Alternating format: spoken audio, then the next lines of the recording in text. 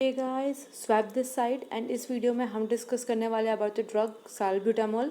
Salbutamol pharmacologic topic में हम discuss करने वाले हैं। So without a little late get started. इसमें हम वैसे क्या देखने वाले हैं, इसके इंडिकेशंस क्या है, इसका एक्शन मैकेनिज्म का, इसके डोसेज क्या क्या है, साइड इफेक्ट्स क्या होते हैं, कॉन्ट्राइंडिकेशन, प्रिकॉशन। एक शॉर्ट क्वेश्चन आपसे एक सिंगल क्वेश्चन पूछा जा सकता है साल्ब्यूटामोल के बारे में बताइए। Salbutamol it's like so with हम स्टार्ट करते हैं। फर्स्ट ऑफ ऑल हम देखेंगे इसके इंडिकेशंस क्या क्या है। तो ये एक शॉर्ट एक्टिंग ब्रोंकोडायलेटर है। मतलब ये किस टाइप का, मतलब कम समय के लिए जो आपकी डायलेशन ब्रोंको डायलेशन मेडिकेशन है। इसका मतलब है कि ये जो अस्थमा, क्रोनिक ऑब्स्ट्रक्टिव, जो आपके हाइपर सेंसिटिविटी रिएक्शंस होती है ना, कि अस्थमा हो गया, क्रोनिक ऑब्स्ट्रक्टिव पल्मोनरी डिजीज, जो सीओपीडी हो गए, एक्सरसाइज की वजह से ब्रोंकोपाज्मा आ गया, तो ये जो चीज़ें होती हैं अस्थमा और ब्रोंकोस्पाज्मा, सीओपीडी, ब्रोंकोडायलेट, तो उसमें काम आती है। एक ब्रोंकोडायलेटर मेडिकेशन है ये। इसका आपने देखा इंडिकेशन क्या क्या होता है, किस तरह से काम करती है, that is mechanism of action, किस तरह से काम करती है। तो साल्ब्यूटामोल जो है वो काम करती है by relaxing the muscles in the airways. किस तरह से काम करती है, एयरवेज के अंदर जो मसल्स है, मसल्स इन द एयरवेज, जिसकी वजह से ये इजी हो जाता है कि हमारा ब्रीथ करना। बेसिकली हमारे जो रेस्पिरेटरी मसल्स है तो उनको रिलैक्स करती है ये, जिसकी वजह से एयरवेज बोलते हैं ना, वो स्पेस वैकेंसी क्रिएट करती है ताकि वो इजी हो रहा है, हम ब्रीथ कर पाए आराम से। ये जो है बेसिकली बीटा टू एगोनिस्ट है। इसका मतलब है ये बीटा टू रिसेप्टर से बाइंड करेगी एयरवेज में। अब ये एयरवेज में तो हमने ये तो देखा कि एक्शन किस तरह से करेगी कि एयरवेज के जो मसल्स है उसको रिलैक्स करेगी, पर कैसे करेगी। एयरवेज में जो बीटा टू रिसेप्टर्स, ये बेसिकली बीटा टू एगोनिस्ट क्या होते हैं कि लाइक जो उसका रिसेप्टर है, वहाँ पे कोई रिसेप्टर है, उसका जो ओरिजिनल है उसकी जगह वो कोई, जैसे मतलब वहाँ पे बाइंड कर रहा होगा ए, तो ए की जगह ये जाके बाइंड कर जाएगा उसकी जगह, तो एगोनिस्ट हो गया।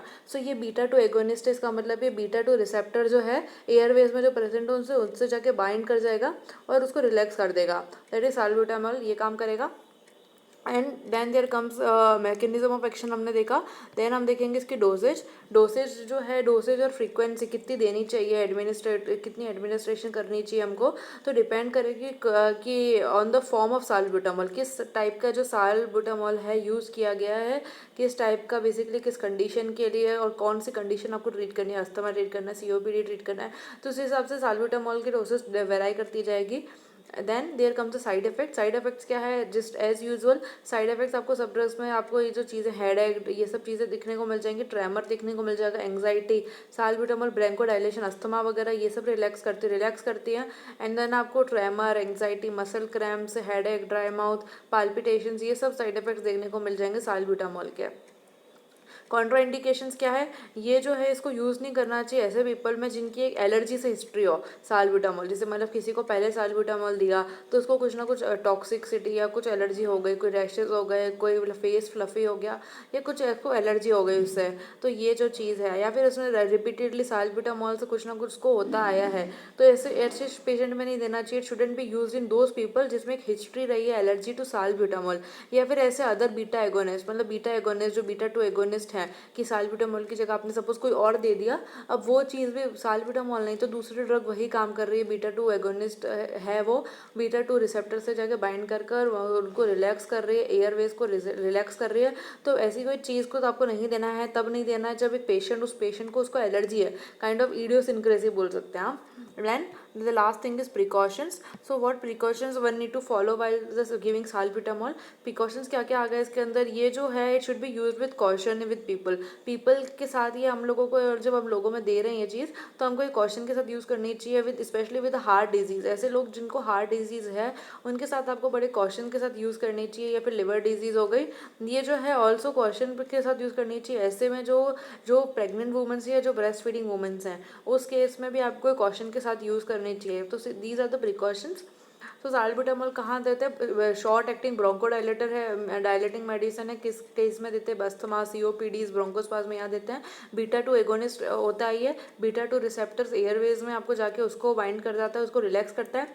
क्वांटिटी इनकी डिपेंड करती है कौन सा साल्ब्यूटामोल है, कौन सी कंडीशन ट्रीट करनी है। साइड इफेक्ट्स हमने देखे, common tremor, anxiety, muscle cramps, headache etcetera. Contra indication क्या है कि मतलब ऐसे जिनको ऑलरेडी हिस्ट्री हो साल्ब्यूटामोल से एलर्जी की, तो उनमें नहीं देना चाहिए। एंड प्रिकॉशंस क्या देखा हमने कि ऐसे लोग जिनको बेसिकली जिनको हार्ट डिजीज़ है या लिवर डिजीज़ है या फिर प्रेग्नेंट वुमेन या ब्रेस्ट फीडिंग वुमेन, उनको उनमें हमको कॉशन के साथ देना चाहिए ये चीज़. So this is all with respect to salbutamol. I hope that topic is clear to you. अगर आपको साल्ब्यूटामॉल में कोई भी डाउट होता है, कोई भी क्वेरी होती है, आप मेरे से कमेंट करके पूछ सकते हैं. Also you can just tell me in the description में मैंने इंस्टाग्राम की लिंक दे दी है, आप वहाँ से जाके इंस्टाग्राम की लिंक चेकआउट कर सकते हैं, या फिर यूट्यूब के अबाउट सेक्शन में मैंने इंस्टाग्राम की लिंक दे रखी है, वहाँ जाके चेकआउट कर सकते हैं, मुझसे कनेक्ट हो सकते हैं, मुझे इंस्टाग्राम पे डाउट पूछ सकते हैं. So bye guys, keep learning, keep studying. मैं फिर आऊँगी एक नई वीडियो के साथ.